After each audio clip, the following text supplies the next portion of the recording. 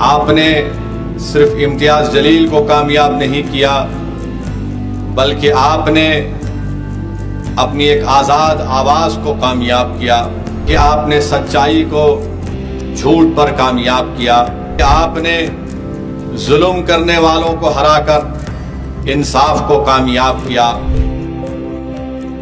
دیکھو ہم نے ایک ایسے امیدوار کو کامیاب کیا جو غریبوں اور مظلوموں کی آواز کو بے باک طریقے سے بھارت کی سب سے بڑی پنچایت میں کھڑے ہو کر ہماری تکالیف کو اور ہمارے حق کے لیے لڑے گا۔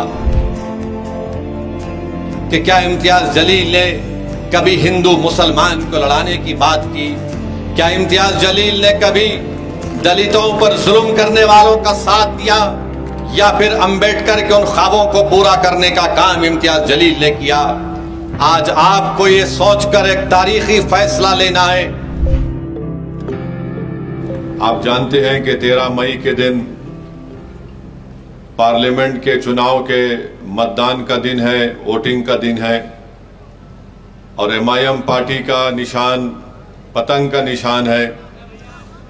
میں آپ سے یہ اپیل کرنے آیا ہوں کہ آپ تمام نے مل کر، اورنگ آباد کی عوام نے مل کر اپنی ایک آزاد آواز کو آپ نے کامیاب کیا۔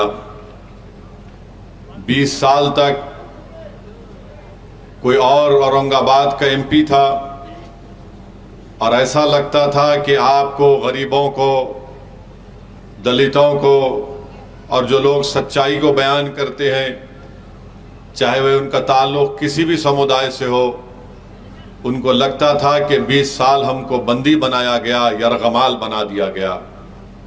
مگر 2019 کے پارلیمنٹ کے چناؤ میں آپ نے صرف امتیاز جلیل کو کامیاب نہیں کیا بلکہ آپ نے اپنی ایک آزاد آواز کو کامیاب کیا۔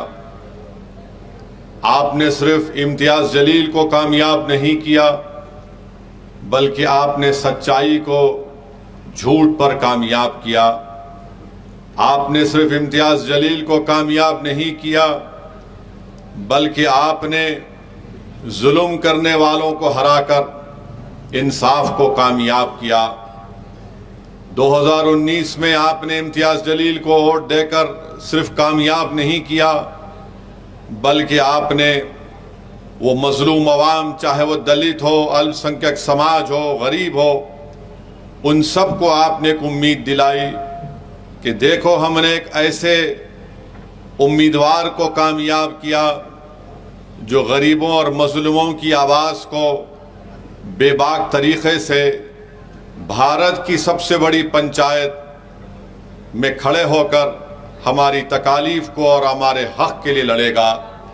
میں آپ کو یہ بتاتے ہوئے بڑی خوشی محسوس کر رہا ہوں کہ الحمدللہ امتیاز جلیل صاحب نے جو 5 سال کا وقفہ ان کو ملا بحیثیت اورنگ آباد کے ممبر آف پارلیمنٹ کے، انہوں نے نہ صرف مہاراشٹرا، اورنگ آباد یا پھر دیش کے جتنے بھی غریبوں کے مسائل تھے ان کی لڑائی میں امتیاز جلیل نے ساتھ دیا۔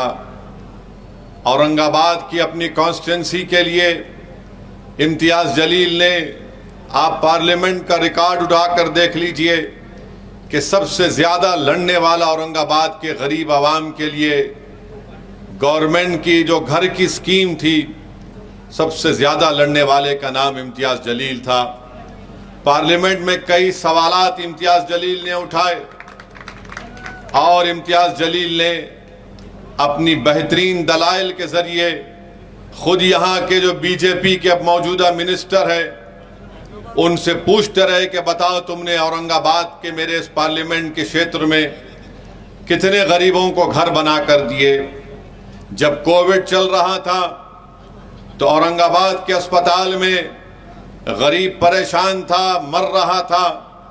کون تھا؟ شیو سینا تھی یا بھاجپ تھی یا کوئی اور پارٹی تھی جس نے اورنگ آباد کے سرکاری اسپتال میں وہ تمام سہولتیں ان کو دلانے کے لیے ایک ممبر آف پارلیمنٹ اورنگ آباد ہائی کورٹ میں خود جا کر کھڑے ہو جاتا ہے اور ججز کے سامنے کہتا ہے کہ میں وکیل کے ذریعے نہیں، میں غریب عوام کی تکالیف کو آنریبل جج اور کورٹ کے سامنے بیان کروں گا۔ یہی امتیاز جلیل جب کورٹ کو چلے گئے تو کورٹ نے آرڈر دیا وہ تمام سہولتیں گورنمنٹ کے ہاسپٹل میں ملنی چاہیے، وہ تمام پوسٹ جو خالی پڑے ہوئے تھے اس کو فوراً پر کرنا چاہیے۔ یہ کام امتیاز جلیل نے کیا۔ میرے عزیز دوستوں اور بزرگوں، میں آپ سے اپیل کرنے آیا ہوں، ویجا پور کی جنتا سے، اورنگ آباد کی جنتا سے اور اورنگ آباد کی ووٹروں سے کہ آپ اپنے دل پر ہاتھ رکھ کر بتائیے کہ کیا امتیاز جلیل نے صرف ایک سمودائے کے لیے کام کیا؟ آپ اپنے دل و دماغ پر زور دار کر اپنے آپ سے سوال کریے کہ کیا امتیاز جلیل نے کبھی ہندو مسلمان کو لڑانے کی بات کی؟ کیا امتیاز جلیل نے کبھی دلتوں پر ظلم کرنے والوں کا ساتھ دیا؟ یا پھر امبیڈکر کے ان خوابوں کو پورا کرنے کا کام امتیاز جلیل نے کیا؟ آج آپ کو یہ سوچ کر ایک تاریخی فیصلہ لینا ہے۔ میں آپ سے اپیل کرنے آیا ہوں کہ آپ 13 مئی کے دن اپنا ایک ووٹ کا صحیح استعمال کریے اور امتیاز جلیل کو دوبارہ اپنا ممبر آف پارلیمنٹ بنا کر بھارت کی سب سے بڑی پنچایت میں بھیجائیے۔